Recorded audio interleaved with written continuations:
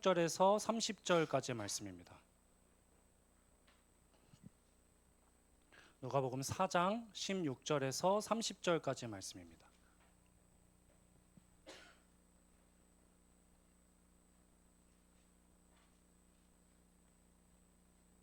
함께 교독하도록 하겠습니다. 제가 먼저 읽겠습니다. 예수께서 그 자라나신 곳 나사렛에 이르사 안식일에 늘 하시던 대로 회당에 들어가사 성경을 읽으려고 서심해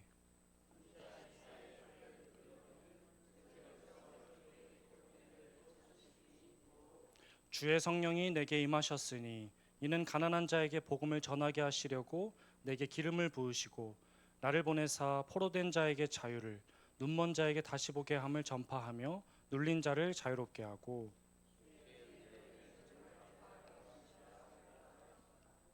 책을 덮어 그 맡은 자에게 주시고 앉으시니 회당에 있는 자들이 다 주목하여 보더라.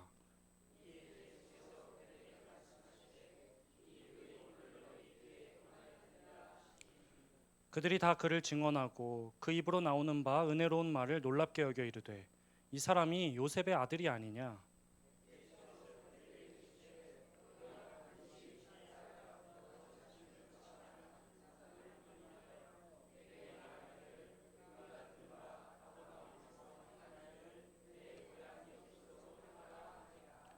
또 이르시되 내가 진실로 너희에게 이르노니 선지자가 고향에서는 환영을 받는 자가 없느니라.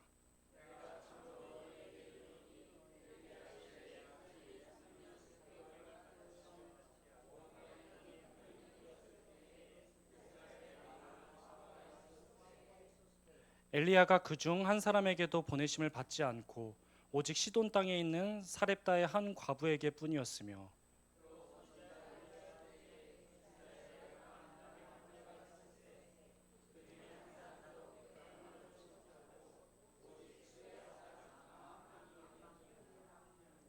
회당에 있는 자들이 이것을 듣고 다 크게 화가 나서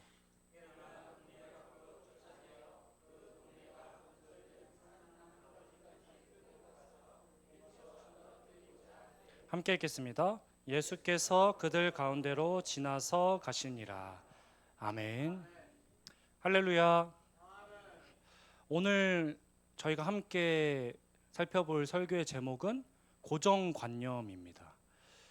고정관념의 정의는 그렇다면 무엇일까요? 고정관념의 정의. 많이들 들어보셨을 텐데 고정관념이란 무엇이라 생각하나요? 우리 예지. 눈이 마주쳐서 뭐 같아요? 고정관념? 편견. 맞아요. 다른 의미로 표현하면 편견이 될 수도 있겠죠. 또 고정관념이란 우리 예은이도 눈이 맞춰서 뭐라고 생각하세요? 정해진 생각. 그렇죠. 고정된 관념이라고 할 수 있겠죠. 이걸 정의를 살펴보니까 고정관념이란 무엇이냐? 잘 변하지 아니하는 행동을 주로 결정하는 확고한 의식이라고 정의를 하더라고요. 좀 어려운 말이라 풀어서 설명을 해보자면 나의 생각이 굳어져 가지고 타인의 말이나 생각을 들으려 하지 않는, 즉 굳어버린 생각이 곧 고정관념인 겁니다. 굳어버린 생각. 그렇다면 우리에게는 이 고정관념이 어떤 것들이 있을까요? 당장 생각나는 고정관념이 있으실까요? 많죠. 당장 정치만 해도 고정관념이 엄청나게 심할 겁니다. 보수 진영에 계신 분들에게 진보 진영의 논리란 어떻게 들리시나요?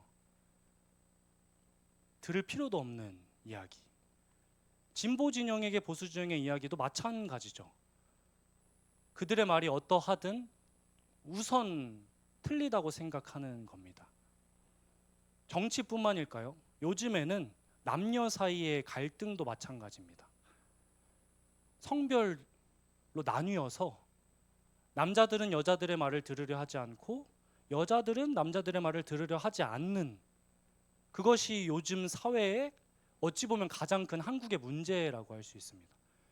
출산율이 너무나도 많이 떨어지고 결혼도 떨어지고 이대로 가면 미래가 없다고 할 정도죠. 이 모든 고정관념들이, 수많은 고정관념들이 우리를 사로잡고 있습니다.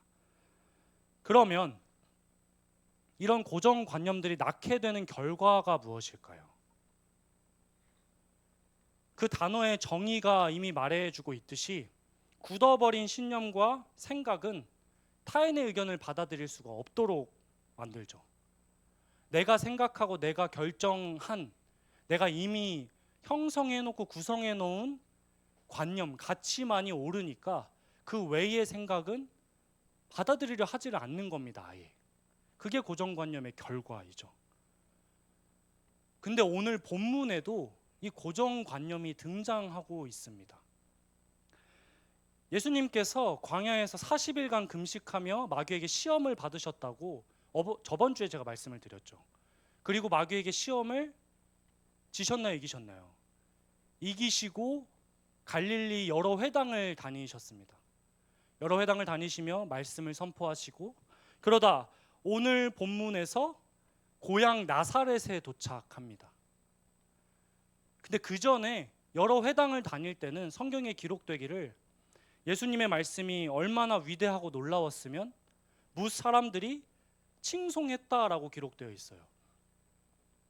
그러나 고향 나사렛에서는 어떠했을까요?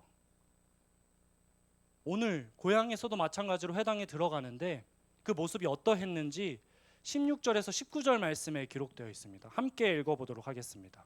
16절에서 19절 말씀입니다. 시작.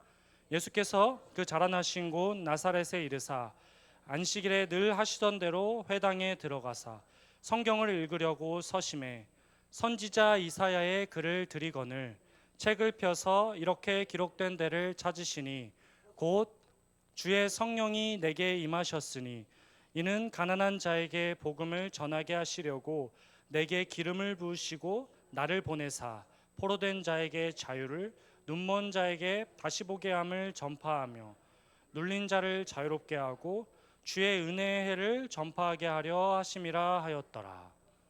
아멘. 예수님께서 찾아 읽으신 이 말씀은 이사야 61장 1절에서 2절 말씀입니다. 책을 펴시고 이사야 말씀을 인용하신 거예요. 주의 성령이 임하셔서 가난한 자에게 복음을, 포로된 자에게 자유를, 눈먼 자가 다시 보게 될 것입니다 하고 회당에서 선포한 겁니다. 근데 그 이후에 한 말이 좀 놀랍습니다. 그리고는 21절 말씀과 같이 말씀하십니다. 21절 말씀도 함께 읽어볼까요? 시작. 이에 예수께서 그들에게 말씀하시되 이 글이 오늘 너희 귀에 응하였느니라 하시니. 아멘. 이게 무슨 뜻인가요? 다이아, 무슨 뜻이야? 그냥 웃네요. 자, 이사야 말씀을 읽고 이게 응하게 되었다라는 말을 하고 있다는 것은 선지자 이사야가 예언한 포로된 자를 자유롭게 하고 가난한 자에게 복음을 주고 눈먼 자를 보게 하는 그 자가 바로 나다. 그 말씀이 지금 이루어졌다라고 선언하신 겁니다. 자신이 너희들이 기다리고 바라던 그 메시아, 그 예언자, 구원자라고 직접 선포하신 겁니다. 근데 문제는 무엇이었냐? 그 회당 나사렛에 있던 사람들이 예수님의 말을 어떻게 들었을까요? 믿지 않았습니다. 왜 믿지 않았을까요? 예수님께서는 자기가 이 지역에서 자라온 요셉의 아들이니까 그래서 믿지 못했다고 말씀하십니다. 그리고 선수 치면서 오늘 23절, 24절 말씀대로 말씀해 주십니다. 우리 청소년부, 청년부가 한번 23, 24절 말씀을 한 마음으로 읽어볼까요? 시작.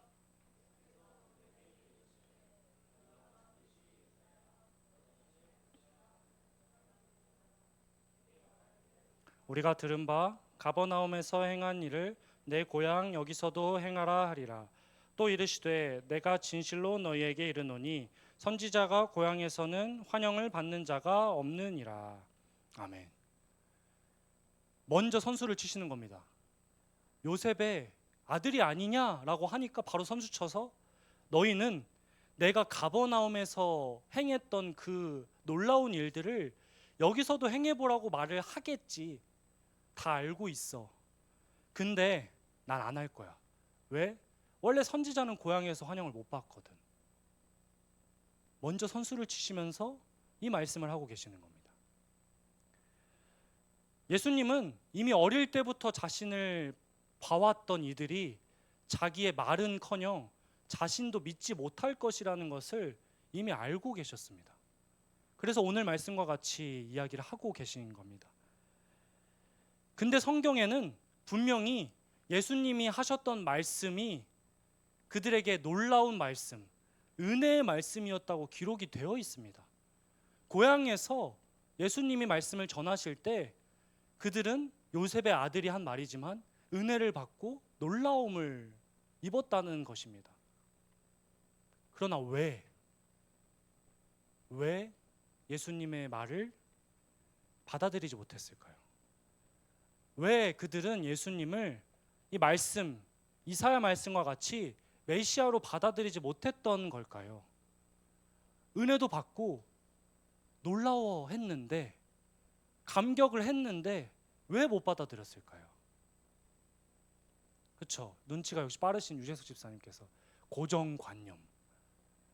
다 제가 미리 복선을 해놨죠. 고정관념 때문에. 당연하죠. 예를 들어볼게요. 우리 지금 찬용이랑 민준이가 친구예요. 근데 민준이랑 찬용이가 자라오다가 갑자기 찬용이가 민준이한테 나는 사실 메시아야 라고 하면 찬용이 어떨 것 같아? 모르겠다. 그래도 준수하죠. 아마 그냥 거짓말하지 말라고 욕을 할 겁니다. 여기는 사람들이 많아서 말을 안 하겠지만, 어릴 때부터 봐왔고 아기 때부터 봐왔는데 요셉, 내 동네 친구 아들이 갑자기 와서 자기가 메시아라고 하면 누가 믿어지겠습니까? 당연히 안 믿어지죠. 당연히 납득이 되지 않죠. 이해가 되지 않죠.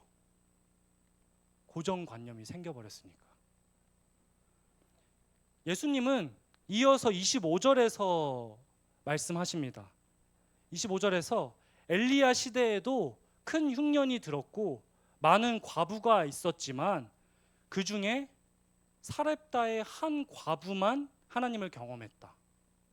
그리고 엘리사 때에도 수많은 나병 환자들이 있었는데 그 중에 고침받은 자는 한 명, 수리아 사람 나아만 뿐이었다. 갑자기 이 말씀을 하시는 거예요.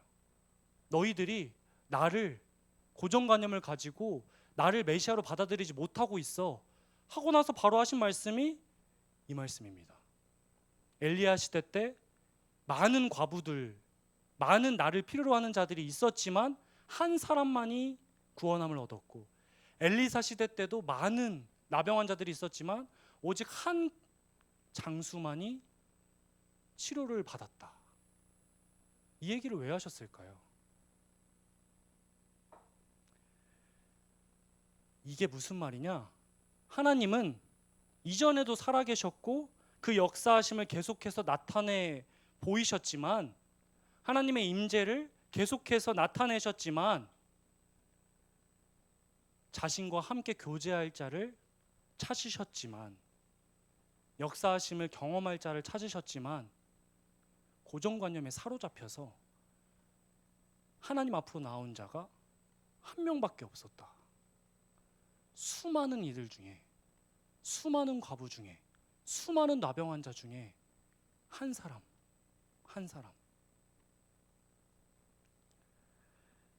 예수님의 이 모든 말을 들은 회당에 있던 자들에게는 두 가지 선택지가 주어졌습니다. 고정관념에 사로잡혀 있던 자기 모습을 먼저 인정하는 것입니다. 인정하고, 아 맞아, 내가 저 내 친구 요셉의 아들이라 해서 말씀을 믿지 못했어. 회개해야겠다. 그것이 첫 번째 선택지였고, 두 번째 선택지도 있었습니다. 무엇이냐? 저게 뭐라고 나를 꼬집어? 저 요셉의 아들 따위가 너를 내가 죽여버려야겠다. 근데 어떤 선택을 하는 줄 아십니까? 후자를 선택합니다. 회당에 있던 자들이 모두 예수님을 몰아서 높은 곳으로 끌고 갑니다. 떨어뜨려 죽이려고. 나의 고정관념을 깨기는 죽어도 싫으니까 너가 잘못됐어. 너가 죽으면 모든 게 끝나. 죽어도 자기 고정관념을 내려놓지 않으려고 하는 겁니다. 예수님을 제거하려고 합니다.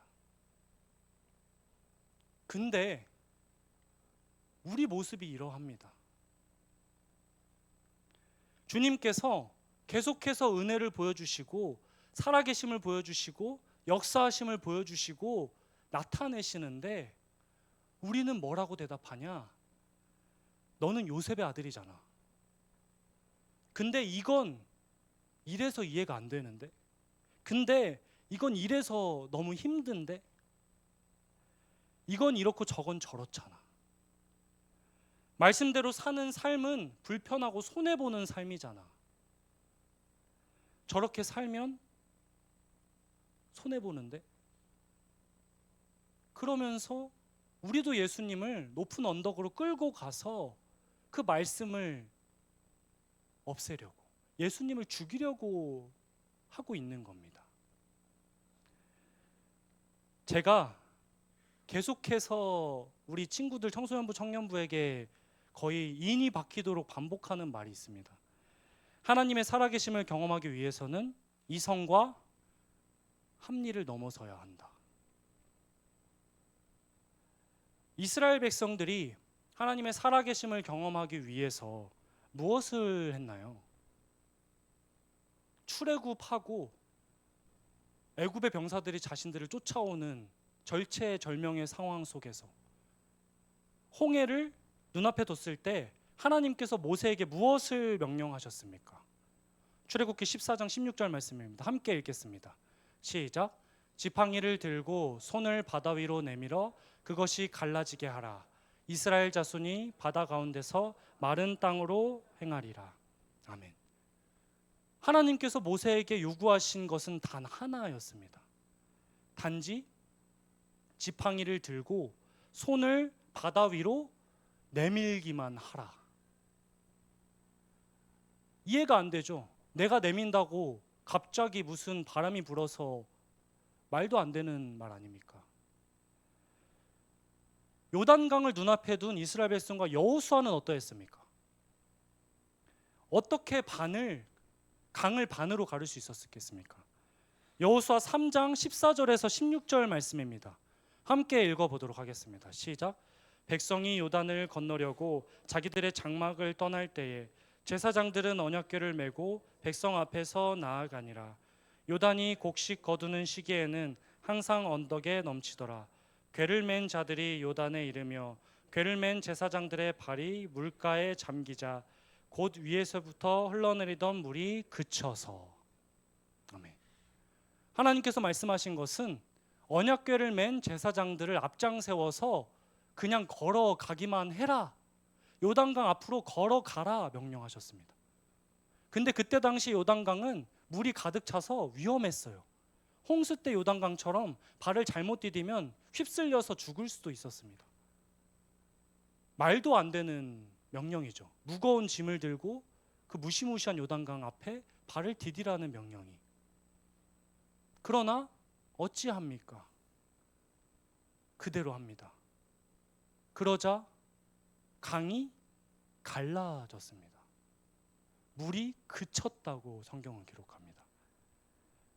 언약궤를 맨 제사장들의 발이 물가에 잠기자마자 바로 곧 위에서부터 흘러내리던 물이 그쳤다. 하나님께서 살아계심을 보여주고자 하시는데 고정관념에 사로잡혀서 나의 생각과 나의 이성, 나의 합리에 사로잡혀서 발을 내딛지 못하고 손을 뻗지 못하니까 우리가 하나님이 살아계시지 않다고 고백하는 게 아닙니까?